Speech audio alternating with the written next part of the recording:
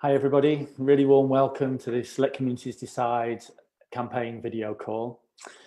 Well, warm welcome to you whether you've been heavily involved in the campaign before or done an online action here and there, or completely new to the campaign. As many or all of you all know, this is a campaign that began life last year with the government's announcement of a proposal to reclassify drilling for shale gas as permitted development as part of their devious plan to try and fast track fracking. And a tremendous campaign has been galvanized to oppose that proposal, and we're still going strong now and intend to go even stronger. So we'll be inviting all of you to participate during the call tonight. So please do so. The way you can do that is through the chat box on your on the Facebook. So please do contribute and pop in with ideas, thoughts, questions. If you have campaign ideas, that's fantastic. Or anything that you've been up to and you want to feed that in, and then we can learn from each other and get inspiration from each other.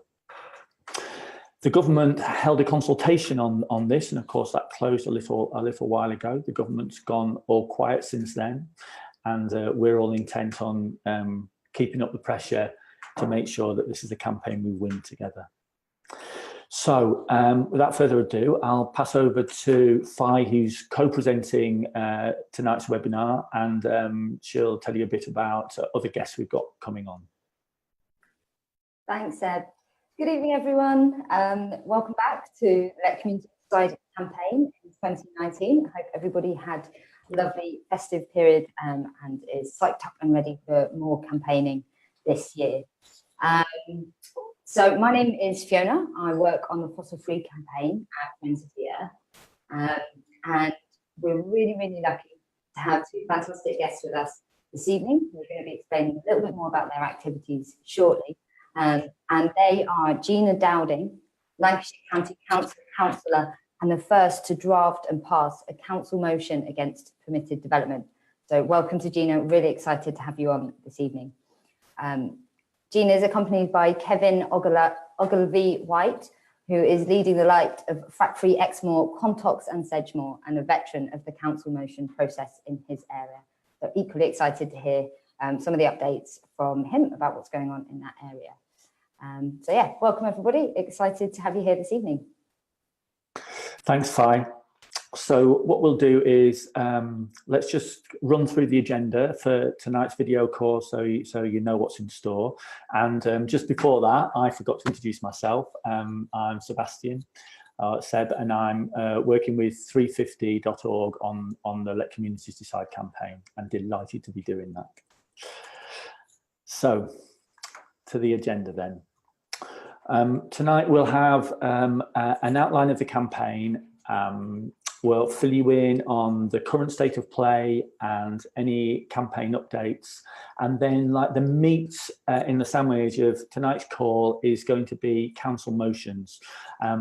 Looking at council motions are a fantastic way to apply pressure to government, to MPs, and to raise public awareness.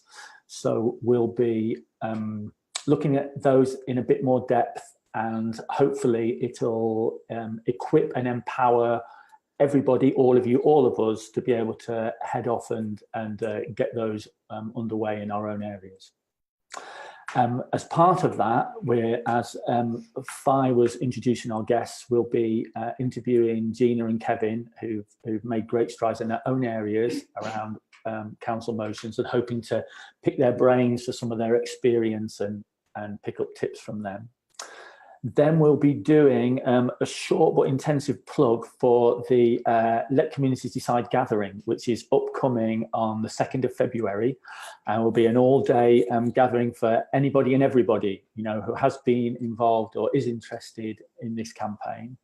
And then we'll hopefully be wrapping up by about 8 o'clock, and we'll all head home or back to our teas. Okay, so We'll again just want to encourage you all to chip in, get busy on the chat box. Let us know your thoughts. Let us know your ideas. Let us have any questions that you have. And over to Fi. Great, thank you, Seb. Okay, so as Seb mentioned, we're going to kick off this evening, as we usually do, with just a really brief kind of overview and recap of the campaign so far, and have a little look at the current context and share kind of any insight and updates around what's going on with you that we know. So the reason that we're all here this evening is that back in May, government announced in a ministerial statement that they wanted to push ahead with some proposals to make drilling for fracking a permitted development and a nationally significant infrastructure project. Essentially what these things do is fast track fracking. They make it much quicker, much easier for companies to do what they want. If those proposals were to go ahead, it would essentially remove the rights of local people to have a say in those decisions, to reject planning applications if they saw fit, remove the rights of local councillors to have a say on what's going on in their areas. So really, it represents a huge assault on local democracy, really.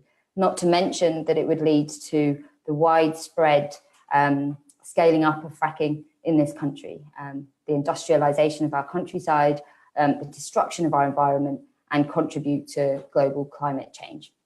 The movement, the anti-fracking movement, see it as a huge threat. And that's why we've been campaigning tirelessly for the last 6 months to put a stop to these proposals. One thing it does signify is just how desperate the government and industry are. They have to change the entire landscape of planning around this industry. It's testament to how successful local campaigning has been up until this point, the fact that they feel the need to push these changes through. But yeah, we'll think it's definitely something that needs to be stopped to prevent the takeoff of the industry. So we've been doing loads around this over the last 6 months. And Seb's going to explain a little bit more about what some of that's looked like. Yeah, it's easy to forget because the proposal was made like a few months back now, like actually how grave that threat is if permitted development was allowed to come in, you know, and what a green light that stands to give to the fracking industry across the country. So wanting to sort of put that at the forefront of everybody's minds as we you know, get into like the meat of tonight's call. So much amazing campaign work has happened already, and there's still more to do. So back when the written ministerial statement came out, people and groups all across the country were outraged and appalled at this, and started galvanizing themselves to get moving, and also some groupings and organizations also like weighed in to try and help like support that community campaign, and they've included like Frack Free United, Friends of the Earth, 350.org, 38 Degrees, Some of Us, and so on. There's been a supremely vigorous campaign that's run over the months since then, and Fi will outline a little bit more. Yeah, so essentially, how are we going to stop these proposals in their tracks? The strength of the campaign is rooted in local community action, and that's key to winning this campaign. We've seen so many successes already through local community action, and we really strongly feel that that is how the campaign is going to be won. So at the risk of kind of using NGO or campaign speak, our theory of change, really how are we going to make this change come about, like I said, is rooted in local action. And that local action needs to be targeted towards applying political pressure. So getting councils on side, getting MPs to speak out, and ultimately persuading more people to take action. We need to create immense public pressure. Immense public pressure is going to force the government to abandon these proposals.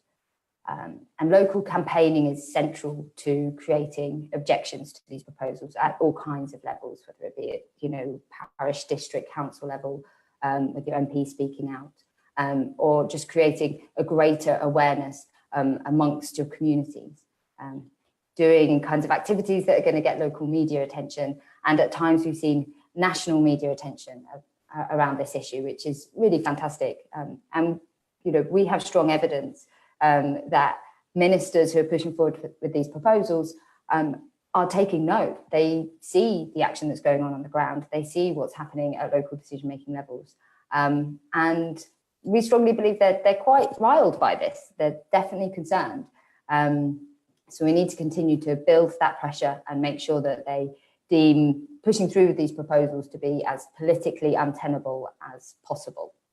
The way in which we've kind of all worked together and supported one another to do this is kind of through a number of things. So we've been creating actions and resources and guides for people to take action at all kinds of levels, whether that's, you know, an online action that just takes 2 minutes, or whether that's, you know, hosting a public meeting in your community to spread awareness, whether that's arranging people to go and visit your local MP.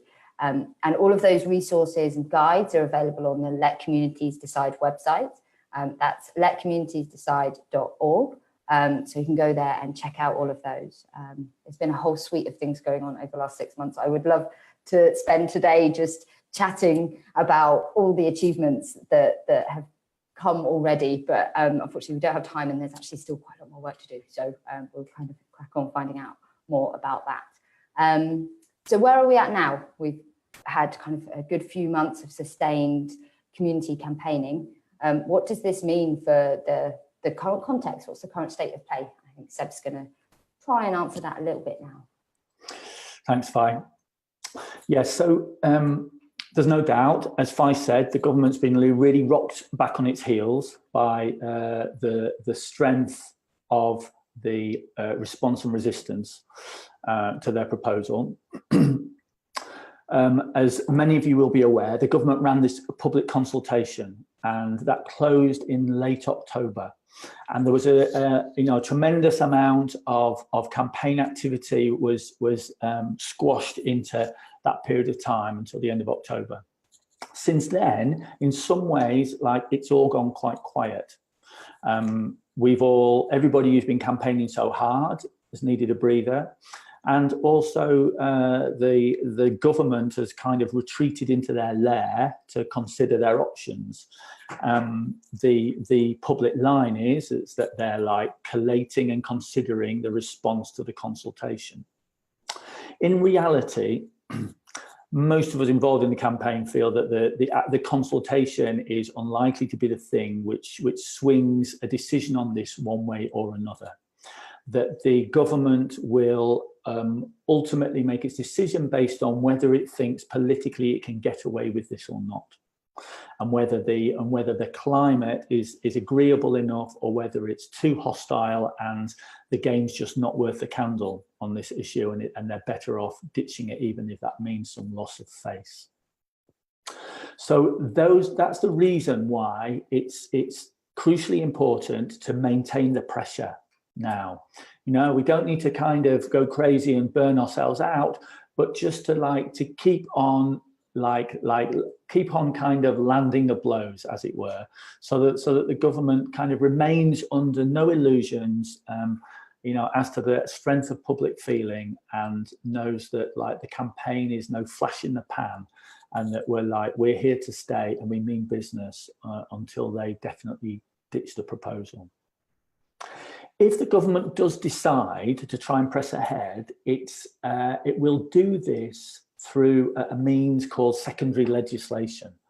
What this means is they tag this change in the planning laws onto an existing law, and because of that mechanism, it means they don't have to have a vote in Parliament.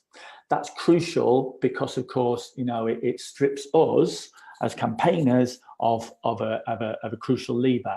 But what it means is that it makes our task simple. It's all about creating like direct pressure on the government and on the ministers for them to withdraw the proposals. And if they think it's not politically worth it, then they're going to ditch their plan. And Fi, I think, is going to run us over a few actions that all and any of us can take right from now. Right, thanks, Seb. Yeah.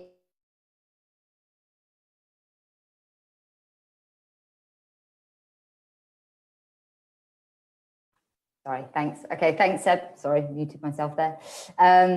Yeah, so there's kind of 3 main strands of activity that we can be working on at the moment. One vitally important thing that we need to be doing is bringing MPs on board. They're really, really crucial to ensuring that ministers really feel the pressure. And like I said, think it's politically untenable to go ahead with these proposals. So if your local MP is not on side yet, get to work on them. Write them letters, call them up, try and arrange a meeting with them. Are there things that you could be doing that gets local media coverage? I mean, if there's one thing we know, it's that MPs do check in with their local media, and if they think their constituents are unhappy about something, they're going to take note. So that's a really vital strand of activity. The second one, I think, is particularly pertinent at this stage of the campaign, and it's around spreading the word. We need, in order to maintain public pressure and increase that, we need more and more people speaking out against these proposals, organising in their communities and taking action. So potentially arranging outreach events, finding out about local organisations, maybe you could go and talk to them and explain to them a little bit about the threat of these proposals in local communities. One thing that we've done to try and assist groups with doing this, groups and individuals, is to draft a template presentation that it kind of explains all of the nuances of this issue and what people can do, that you can just pick up and simply take to a meeting or a gathering or anything, or share with your friends even, and run through. We're in the process of just finalising that, but that will be up and available really soon, and we'll let you all know when that comes out. And then thirdly, is around council motions, which is the topic of this evening's webinar. They've proven to be really effective. People are taking note of them. They have a lot of political traction. And actually, as an individual or as a group, if you can get a councillor on side, it seems to be that people are being successful in getting them passed. We're going to hear more from Kevin and Gina shortly about exactly what that process looks like and how to go about doing that. But I think that's definitely an avenue for exploring in your campaigning. I mentioned earlier the Let Communities Decide website. That's letcommunitiesdecide.org. On that website is a whole suite of resources, from guides for getting local media attention, template press releases for actions, links to online actions, open letters, a whole suite of things. So do take a look at that. There'll definitely be something for you dependent on your understanding of the campaign, how much time you've got. There's something for everybody on there. So do take a look. And if you need any help with any of those, pursuing any of those 3 strands of work, then that'll be the place to go. And as always, you can contact us at any point and ask for some support, and we can try and give some advice. Yeah, you can do that. You can contact me at fracking@fo.co.uk and then sebastian.kelly@350.org. So do get in touch with us at any time. And if you've got any questions or comments or ideas on any of that this evening, do remember there's the chat box there. Please feel free, post some questions or comments in there, and we'll try and field them as they come in throughout the video call this evening. Yeah, so do remember to do that. So, more info on council motions. I'm going to hand over to Seb to give us a little bit of an update about what that is. Great, thanks, Fi. Okay, so council motions, what are they and what are they good for? The council motion doesn't always sound like the kind of sexiest idea of a campaign initiative to everybody, but listen up, because in this campaign, they've been absolutely invaluable. A council motion is it sets out like it's the expression of a council's position on an issue, which notes like relevant agreed information on that issue, and it commits the council to take some form of action. It's tremendously potentially significant and helpful in a number of ways. One of those ways is direct pressure on the government. So when a whole council writes to the ministers, you know, in our form of representative democracy, that council represents a large number of people. Even if we're down at parish council level, you know, it's so much more influential than a single person, you know, making their own representation. So the ministers are going to feel the heat of that. They feel it all the more so when the council is of their own political persuasion. If it's controlled by, in this case, by the Conservatives. Although, you know, councils of any stripe, it all helps to build the groundswell of pressure on the government. So many councils, I think we've around 40 councils have so far passed motions against the permitted development proposal. And they've included a whole slew of Conservative councils. If we even just look at the county councils, I have a little list here. They including but not limited to the county councils of Lancashire, Nottinghamshire, West Sussex, Kent, East Riding, Dorset, Warwickshire and Surrey. So, you know, that's a tremendous number of councils and shires, isn't it? And every one of those is Conservative controlled. So a Conservative government struggles to remain, you know, immune to that sort of pressure. Also, a council motion is a brilliant opportunity for, if a council motion is passed, then that offers a fantastic opportunity for local awareness raising. It's often an easy way to get local media coverage, and that will, you know, break through you know, the fog of disinformation from the government around this and their wish to keep it under the radar. But what it will also do is it will get it under the nose of the MP. And that will also happen because usually a council that passes a motion will write to any MPs within their area to let them know about their position and ask the MP to take similar action. But also all MPs pay careful attention to their local media because it's what keeps them in touch with public opinion and what issues matter to their constituents. So we get direct pressure on government, we get indirect pressure via MPs who then feel like they're more encouraged to take up the cause, and we build public awareness and we build public pressure. And we do that with a council motion is, you know, a relatively, it's not that there's no work involved, but it's something that we can do, you know, without it necessarily, you know, kind of say like dominating lives for, you know, weeks and months on end. So it's essentially, you know, it's an achievable thing, and we've all got a council in our area, so it's something basically that everybody can get on and do and contribute to this tremendous groundswell. So Fai's just going to say a little bit more about what a council motion is and looks like. Great. So it can, a council motion can be a bit of an abstract concept if you don't work in as a councillor. Like, what is this? What does this look like?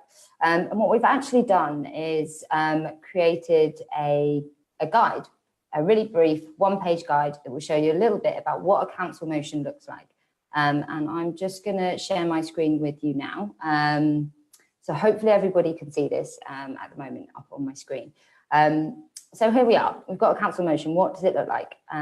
So this council motion is actually based on one of Gina's council motions that she submitted and got passed initially. And as you'll see, it's actually just 2 short paragraphs. One explaining what the issue is, and then another explaining what the council's position is on that issue. usually making some kind of a declaration about their position, and if they're going to be taking action on it, what that looks like. So that's it, basically. In terms of the kind of process for getting that passed, you need to get a councillor on side to adopt and propose this motion to their council. In many councils, you also need a second councillor to back that. It varies slightly with council, so you need to do a little bit of research and liaise with the councillor. We can hear a little bit more about that process in a moment, but essentially that's what it is. So here on the website, we've got this guide, a few paragraphs just giving a little bit of background and information about what a council motion is and how you can go about starting the process of getting one passed, and then a template for what the wording of that council motion could look like. So that's there for you to use, for you to adapt and work with. So hopefully that will be helpful to you. We're going to move on and hear from Kevin and Gina shortly. I think Seb's just going to update us a little bit more on he's got some really useful intel on the process. I think he's just going to update quickly. Great, thanks. So just to recap on what you need to do briefly in the process, we'll hopefully hear, in hearing from Gina and Kevin, we'll unpack this more. But generally, the council needs a motion needs to be proposed by a councillor. So as a member of the public, you generally can't, just rock up and actually, you can't like table the motion yourself. So you'll need to know or to find a sympathetic councillor who can take this into the council for you and propose it. And they also generally do need a seconder for the motion. The point at which you have to find that seconder seems to vary from council to council. Some need you to name that seconder at the point where you submit the motion, and in some cases it seems that you don't need to find the seconder until the point of the actual day of debate. Once you've found your councillor, one way or another, by like asking around in your neighbourhood if you don't already know one, making an approach to a councillor, explaining the issue, bringing them on side, and then hopefully enrolling them as like a local champion of the cause. Then the motion needs to be submitted. You can use the council motion the model council motion that Fi was outlining there, and just substitute in like the name of your council and area. Or if you prefer to, you can draft your own motion.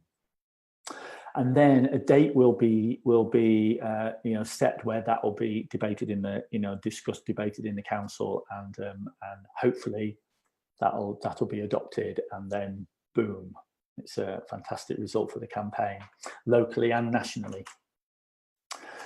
But let's get a bit more. Hopefully we'll be able to kind of dig out a bit more detail now on the ins and outs of the process from our guests. And the first one of those I'd like to introduce. I'm really delighted to have you on, and thanks so much for coming on.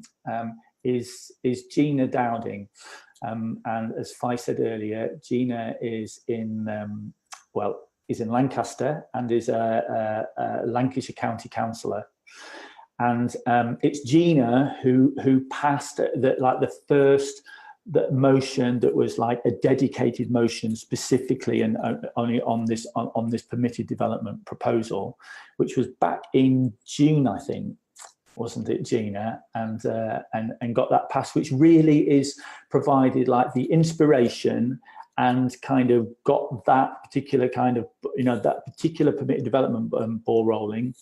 All the motions have been passed. We'll hear some of that from previously from Kevin and by others, but on the permitted development campaign. So Gina, thanks so much for coming on. Yes, great. So I wonder if you could just talk us through a bit about what the process was like for you and how you went about that. Okay, well, as you've already outlined, you have to have a call for action in your motion that you put to council, and it's quite simple. So basically you need a little bit of background information about the issue, and the call for action is that the county council to agree to something and to write to MPs and the minister. So as you've already said. So actually, I was quite surprised. It went through fairly seamlessly, but just in terms of some technical details that people need to realise, you don't need to worry too much. Once you've got a councillor who's going to propose the motion for you, they do the work, you know, like just suggest some information. They'll fine tune it and get the wording as they're happy with it. That's great. The other thing just to note is that this goes to full council. So it doesn't go to the planning committees. Some people, even though planning committees or the development control committees make decisions about planning applications, this is a policy, so it goes to the whole meeting of the full council meeting, and they're timetabled in, so there's like they're scheduled meetings years in advance. So the first thing that people need to, if they're going to do this, is to get in well before the meeting that they want it to go to.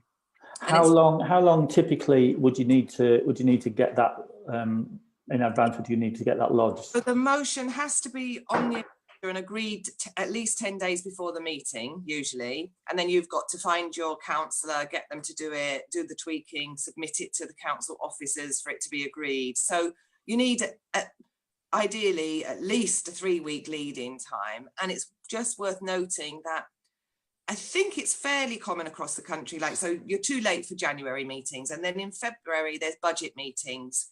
And in Lancashire, for example, we have 2 meetings in February. One's a budget and one discusses other things, but some councils might not take anything other than budget issues, in which they should be waiting a little bit later. And you can just find out you can Google, find out on the website of any council, like the schedule of their meetings. So that's not difficult. Okay.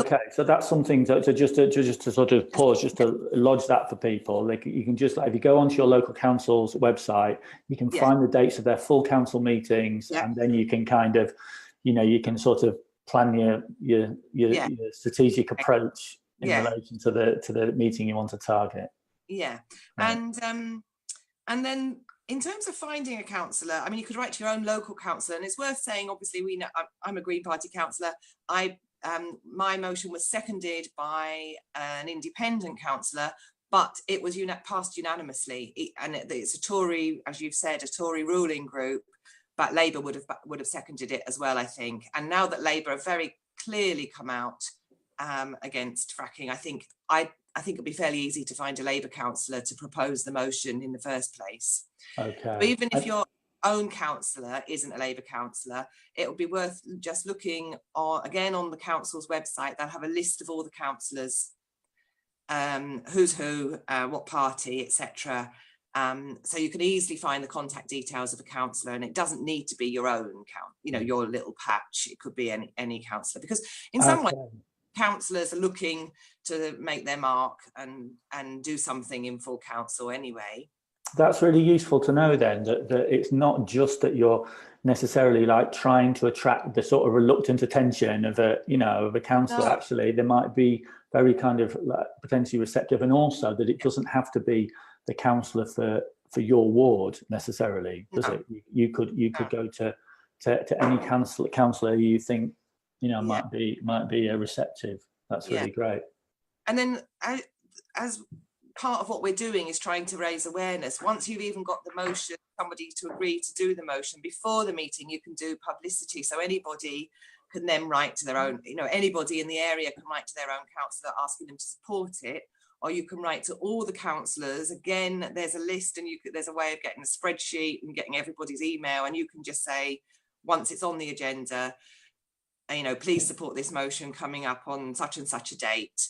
And it's kind of interesting because as a councillor, I'd say we rarely get, so there's a few controversial issues, and we don't get lobbied that often by people ahead of meetings, and I'm surprised that more people don't do it.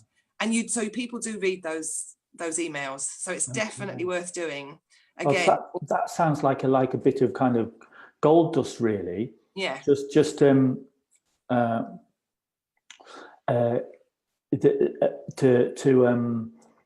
to know that that's a possibility, right? To be able to kind of lobby in advance of the meeting. Yeah, it's actually easy to lobby to get the emails of all the councillors, and so a couple of days before, anybody can write to all councillors. I mean, some of them might say, "Oh, you're not my resident." But on the whole, people do take notice of those emails, whether or not it's from a local person. And you can do press releases about that, so that's really good. And then the other thing, just it's worth saying that some people might not be aware that even though like the motion gets debated in a full council meeting, so everybody gets a chance, all councillors can contribute to that debate, it's chaired, whether they support it and why, etc.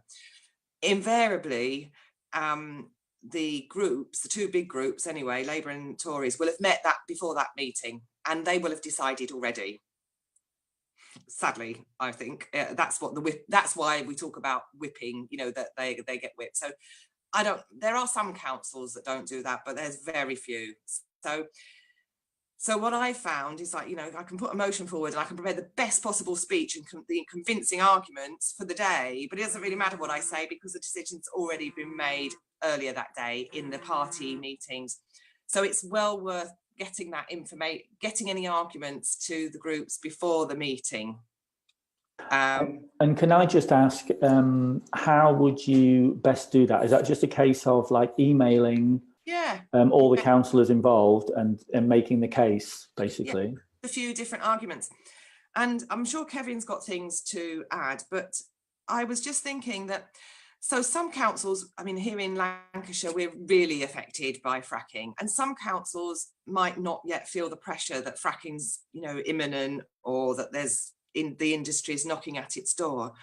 But what's so important about this particular issue that the government's trying to basically overall local democracy is that anybody can make the argument, today it's fracking that this government is trying to change the rules for, but tomorrow it could be something really important in our community. And so it's like the underlying principle. So you've got a bit of leverage there, that even if councillors don't know anything about fracking or they're not concerned about fracking, it's the principle that's really key here. Because what if some other horrible industry rocks up in their patch? They need to know that they're going to have that local control. So it's all about localism. And the one thing anyway, councillors are feeling a bit beleaguered because they've had resources taken away from them up and down the country. And the last thing they want is to feel that government's now taking any powers away from them. So it's just worth people bearing that in mind, wherever they are in the country, that you can use this localism argument that councils have to, it's really important that local councillors can decide on planning issues that affect their area.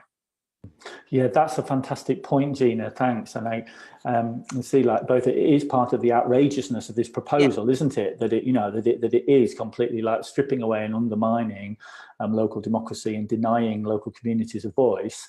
And it is whether or not you don't even need to be opposed to fracking.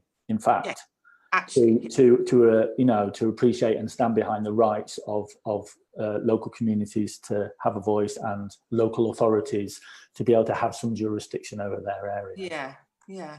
And just one other point is that this whole thing about permitted development, it's like if companies don't have to submit a planning application, then actually people just don't even know that anything's happening. It's not like it's not just about, you don't get to decide, you don't get any information. I mean, there's no other way of knowing what's going on in your area if companies don't have to apply for planning permission. So it really is fundamental. That's the way that we find out what's coming into an area, is through the planning process, because otherwise, companies can just rock up, start drilling, and no one even knows they're there. That's such a good point, Gina. Thanks for that. About then it means that everybody's basically left in the dark. Yeah. It's not just about a kind of a rigorous system of regulation. It's also about people having any kind of idea what's happening on their doorstep, or what's coming down the tubes towards them. Yeah. Well, that's all just really fantastic, Gina. Thanks so much for all of that. It really, it sheds really valuable light on the process, and I'm sure, it really helps kind of encourage people to get on and do that in their area. I've got just one other thing that I'd written down. Great. That was useful. I'm sure I don't want to take Kevin's time, but so basically anyone can ask their councillor to submit the motion. All they need to do is just outline a draft, and then the councillor will run with it. But anybody can provide some useful background information to that councillor to present to the other councillor, at council. And one thing that does have an effect is quoting some other councils that have already done it. That really influences people, especially if they're of the same political persuasion. So that's always worth knowing. And you've just said there's 40 odd councils, which is amazing. So I mean, I didn't have that, but telling people that this has already been done, so they're not going out on a limb on this. And it's a two-way thing, because what we want to do with councils supporting this, contacting MPs and asking MPs to also contact the minister. So the call for action is to contact the minister directly and tell the MPs in their area that they're doing that, and ask them to do the same. But then if any local MPs have already done it, you can quote them to councillors. So it kind of works both ways. You're just trying to boost the support by saying, Tories are already doing this, Labour Party MPs are already doing this, so please get on the bandwagon and make sure that you do too, sort of thing. Yes, that's great. Thanks, Gina. And I've also heard this from various political figures that actually once you get that bandwagon rolling, actually councillors and political figures, they sort of, in a way, don't want to miss that kind of boat. Once they see it's something it's something worth, it's something others are doing, then there's a kind of everybody wants to have a piece of it. And then the first port of call for people to find a supportive councillor, you've already collated a list of people that signed the open letter. So, that's a starting point, rather than if people don't just want to go to the website and start completely with a blank sheet of paper, they could look and see if they've already got a supportive councillor. That's brilliant, Gina. Thanks so much. I really, appreciate your input. It's so valuable for people. That's really great. And I'm just going to try and show you, if I can. There's a blog on the website, letcommunitiesdecide.org. There is a blog. There it is. Look, how to pass a Let Communities Decide council motion,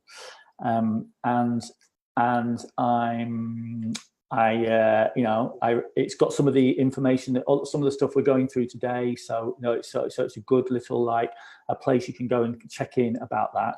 What it also does is it has only a few of the councils, but it has the little list that I actually read out before of Conservative controlled county councils that have passed motions against a permitted development proposal is on there. So like Gina's just saying, if you want that, a bit of kind of ammunition to say to councillors, look, here, there, and the other place, they've already done it. Get involved. There's one place where you can find a few examples, and you may be able to find others. So Gina, thanks so much again. And so Gina's a county council level. And there are, of course, different kinds of councils. So we have county councils, what's known as unitary authorities, borough councils, and then there are district councils dropping sort of down in size of tier, and then there are parish and town councils, and motions passed at any one of those levels is really valuable. And I think that our next guest, Fai's going to talk to, has got experience of some of those other levels. Super. Just want to say, Gina, thank you so much. There are so many snippets of fantastic information. I know I definitely learned some new stuff in there. So thanks so much for coming and talk to us. Kevin, great to have you on the call this evening. Kevin, just to remind listeners, is from Frack Free, Exmoor, Contox and Sedgemoor, and has got several motions passed at councils in Somerset. So I think, Kevin, I'm just going to share a bit of your experience and some tips with us. I was wondering if you could start by explaining, as somebody who's not on councils, how did you go about getting the ball rolling with this process? Well, I started probably about 2 years ago, actually, before the permitted development and NSIP proposals came along. And that was with our local campaign to try and get local councils in our area, which is affected by the potential for planning applications to come in for fracking, for those councils to declare themselves to be a frack-free zone or a presumption against fracking. And we had some success at the beginning, and I followed a process very similar, in fact, to how Gina was describing earlier, and that is simply by going to the district council website and taking down a list of all the email addresses of all. I wasn't aware of how many parish councils and town councils there are in an area, but there are absolutely loads. And I simply just took down that list and wrote an email individually, same email, but I didn't send it as a round robin to everybody, to all those councillors, advising them that fracking was a threat to the Somerset area. A lot of them didn't even know at that time, giving them some basic information, almost like an executive summary of what the risks are of fracking and what the current situation is with the local, with the company that had the license in this area, and asking them to propose a motion. And that got me invited to a couple of the council meetings where they just wanted me to come along and present to them what my thoughts were and what the risks were. So there was no motion to propose there. It was just, I'd already put that forward to them for them to consider. I went to a couple of council meetings. I've never been to one before. It's simply about a bit of preparation beforehand. Initial one was a little bit scary. I'm not the best public speaker, or I wasn't then. And then after the first meeting, a couple of days later, they wrote to me and said that they then were going to propose in their next meeting to take a vote on the motion, and that was watch it, and they passed the motion to be a frack-free zone. So we got quite a number of councils through that way by just generally going along to the beginning of their meetings, having a 10-minute presentation to them, and I think I got 6 or 7 councils to declare frack-free zones. Then it all went quite quiet. And it wasn't until the proposal to make, the government's proposal to make fracking permitted development and the NSIP regimes and the consultations there, that things got kick-started again. And I think the government really shot themselves in the foot by doing this in terms of the anti-fracking campaign, because it reinvigorated everybody. They really saw the danger here, and it was a really good a wedge in the door to get, well, your foot in the door into councils again, because even if they weren't interested before, they would be interested now because of this threat of taking away the localism side of things. And so I just got the same list again. I wrote to everybody again and just said, you know, I've written to you before. Are you aware that this is what the government's proposing? They're consulting on this now. The consultation is going to close in 6 weeks' time or whatever. I'm happy to come along and do a short presentation at your council meeting. Or here's a bunch of information kindly supplied by Let Communities Decide and Fossil Free UK. Can you pass this around your councillors? And here is a draft motion that you would you like to consider? And that was the motion that Gina had created. And as a result of that, I got invited to a few more meetings, and again, another 5 minute, they give you 5 minutes straight and that's it. Just gave me an opportunity to say why I felt that it was a bad idea, what the risks were in terms of permitted development and NSIP. And they would then, at that point, I was usually invited to that meeting by the councillor who had decided to propose the motion. So I already had a councillor, and that councillor had already got his second there. So I was invited to the meeting at the beginning to have my say, and then the councillor would stand up, propose the motion, and ask for a show of hands. And I think Seb or Faye, you've got picture there, or a map of the different ones which were successful. So as a result of the Let Communities Decide campaign, it simply just reinvigorated our campaign. So all the ones in blue, you can see were Let Communities Decide. The ones in yellow were frat-free zone councils. And then the latest one only happened a few days ago, actually, and that was Bishops Lydeard and Cothelstone. And they have proposed a motion to be a frat-free zone, but also Let Communities Decide, so that should be yellow and blue. Bridgewater Town Council's the same, Kilve, Watch It. So lots of 14 in total in our area. So I think that's been a fantastic amount of pressure locally in terms of the local county council, Somerset County Council and the Minerals and Waste Authority there. We have not yet had a planning application submitted. But one thing that I think this has been really useful for is that I feel that it is having a very serious impact on the company that is currently trying to get the finances together to frack in our area.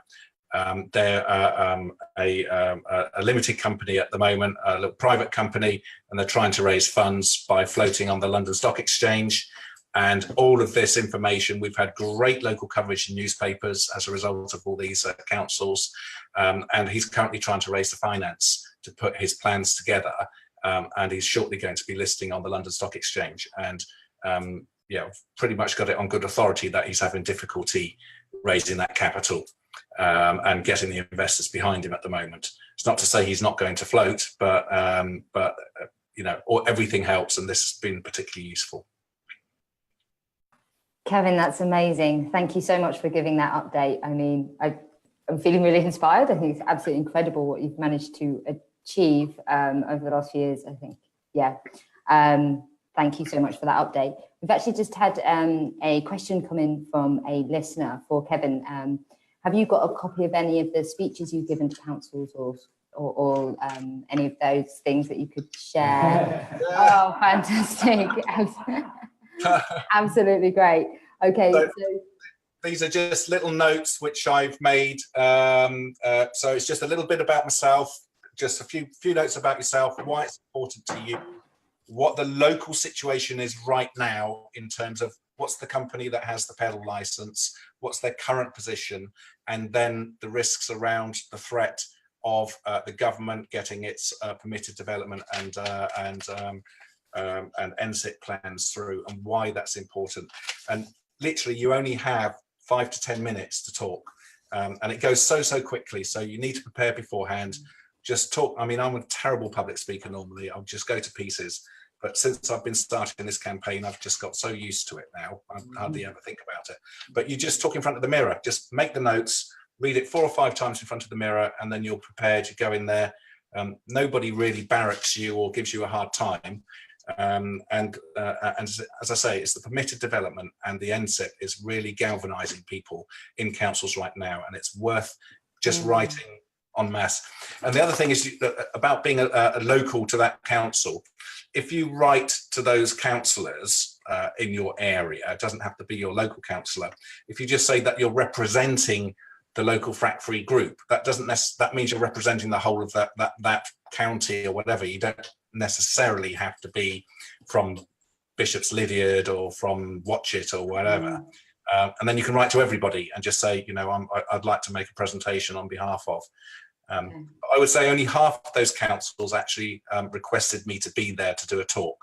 And the other half literally just took my information and the proposed motions and went away, and then said that they were going to propose it at the next council meeting and pass the resolution. Great, that's really helpful. Thank you, Kevin. Perhaps if listeners would like to get in touch with Kevin and request kind of one of those resources or any of those templates or something, perhaps they could get in touch with you directly through your frat-free group, Exmoor, Quantox and Sedgemoor. I know that you have a Facebook page, so perhaps that's the best way to do so. Facebook page or fracfreeeqs@gmail.com. So that's 3 E's with the fracfree EQS. So at gmail.com. Okay, great. Thank you so much for coming on, Kevin, and to yourself as well, Gina. I think everyone can agree that's a really invaluable information that you've shared with us this evening. We really appreciate you giving the time to come up and share that with our listeners today. And hats off for all the fantastic work that you've done to get these councils passing motions over the last little while. It's really, as Seb said, absolutely invaluable. So that's great. Thank you so much. Okay, we've got a little bit of time left. I think I'm going to hand to Seb, who's just going to do a really quick sum up of some council motions before I'm going to go on and chat a little bit about something really exciting that's coming up. Great, thanks. Okay, so very briefly to recap, I really hope that's, that you feel kind of equipped to, go forth and pass council motions now. And so let's all crack on. Basically, you just need to choose your council, find a councillor to propose from. You can find it from the council website. You can find sympathetic councillors from the Let Communities Decide open letter, which you'll find on the letcommunitiesdecide.org website. Click on open letter on the menu bar at the top right, and that will give you a whole list of councillors who signed up to the council to the open letter opposing permitted development. You might find one from your council there who will help out. And then, as Gina was saying, they'll basically be able to kind of take that process away and run with it. And really, all you'll need to do then is get kind of equipped and prepared for the media stuff, for the media work when the council motion gets debated and hopefully adopted. All right, boom. Let's crack on with that. And from that, straight on to FI and the Let Communities Decide gathering. Great, thanks, Seb.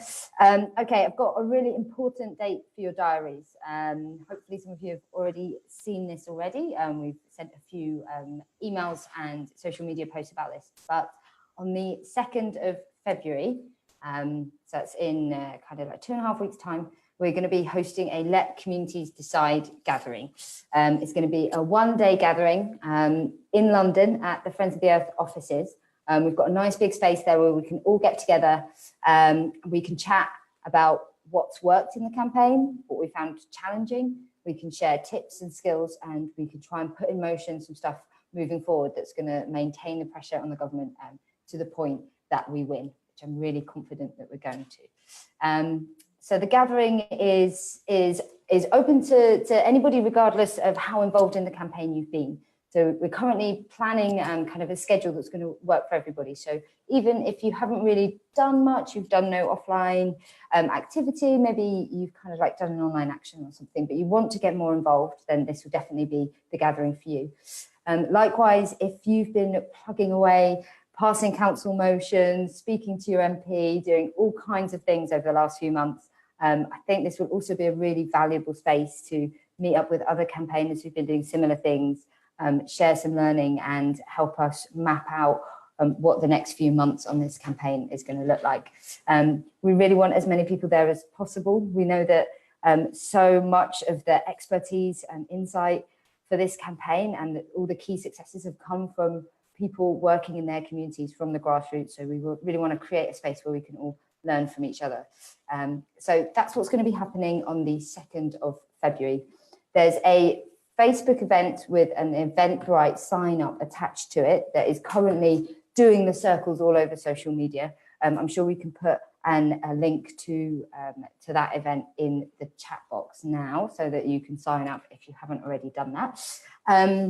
If getting to London is going to be a bit tricky, and we know that people are spread out all over the country, and we know that unfortunately train fares keep going up and up and up, and we're struggling to afford to get places. If that's the case, please do get in touch with us, and we'll see how we can help. We really don't want travel costs to be a barrier for anybody attending. But if you are coming along, please do try and make your travel arrangements as soon as possible, because it definitely will be cheaper. There'll be a free lunch. I think that's a really important thing to mention. We'll have vegan and vegetarian options, so do get in touch if you've got any dietary requirements. And yeah, as always, get in touch if you've got any questions. If you're a little bit unsure as to whether or not this is going to be for you, or you can't give up a whole day or something, just get in touch, have a chat with us, and we'll see what we can sort out. I'm really excited about it. I think we're all going to be there. So yeah, do come along. Great, thanks, Fi. Yes, we'd so love to see you there. So please come along to that. That's right. I've only got one more very brief bit of business to get through. Steve Mason at the fabulous Frat Free United, they have a little action which everybody can take. Doesn't have to take very long. There's an application in for, I hope I'm going to get this right, Steve. There's an application in for a debate in the Backbench Business Committee. The title of it is The Use of Permitted Development and the Nationally Significant Infrastructure Project Regime for Shale Gas Exploration and Production. So that is like extremely relevant, isn't it, to this campaign? In fact, it is this campaign. And what Steve's asking is if people can, if you all, us all, if we can all contact our MP, basically, and ask them to support the application. Apparently, if you contact your MP and ask them to support that application, the MP will know what to do. They have to notify the Backbench Committee and indicate their support. So that will be a fantastic thing that anybody can get on and do. Just to repeat that once more, I think Steve might have put something in the chat box about this as well. But it's the Backbench Business Committee debate on the use of permitted development and the NSIP regime for shale gas exploration and production. And that would be another great way to continue to apply pressure to and within government. Right, we've hit the buffers again of time, haven't we, Fi? We have. We're going to have to wrap up here. I just want to say a last huge thank you to Kevin and Gina for making it on this evening and sharing all of their valuable insights. Really, really appreciate that. So thank you so much. As always, get in touch with us at any point. If you've got any questions, you want any advice, the Let Community Decide website is there with a whole host of tools and resources and actions for you to take. So head that way, and I hope to see all of you at the gathering in a few weekends' time. Keep up the good work, everyone. I think we can win this.